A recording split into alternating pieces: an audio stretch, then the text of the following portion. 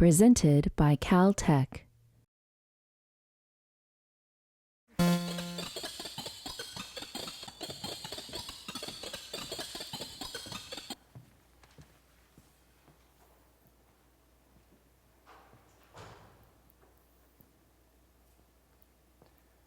The lights go down, and I light a candle.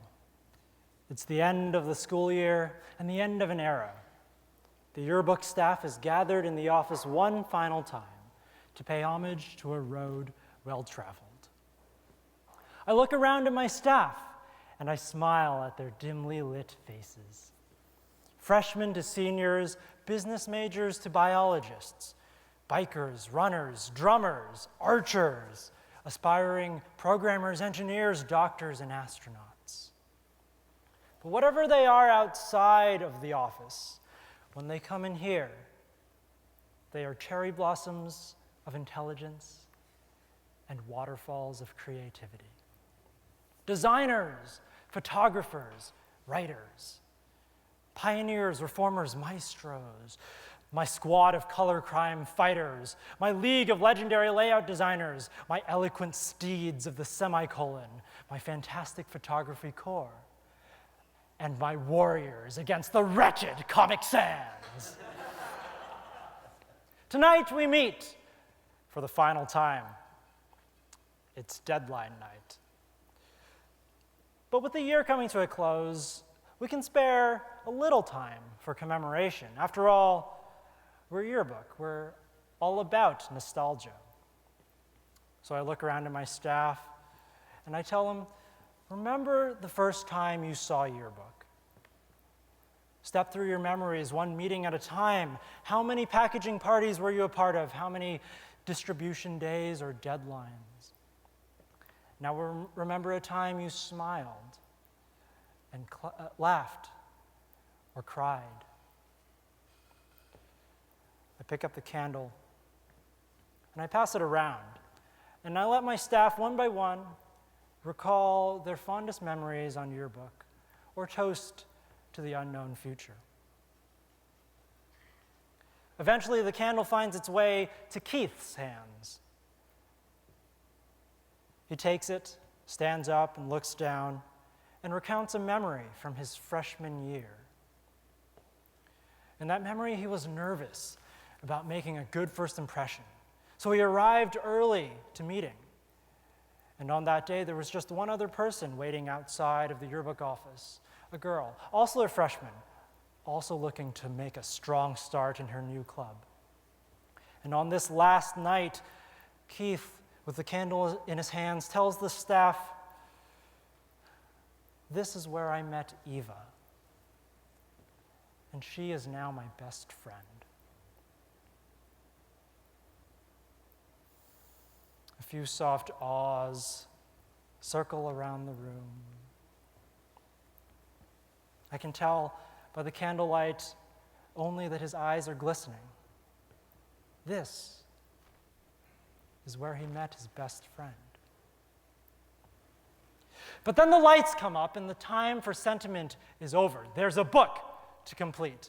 So keeping one eye on the eye line, another down the gutter, and our third editorial eye forever on the prowl, we set to work. This love for producing, for marketing, this fixation with reinventing the wheel every single year draws us back to where we belong. One by one, we polish our pages. Let's increase the spacing between the letters over here and touch up that photo over there and take these captions here and here, put them in one text box and stick them over there.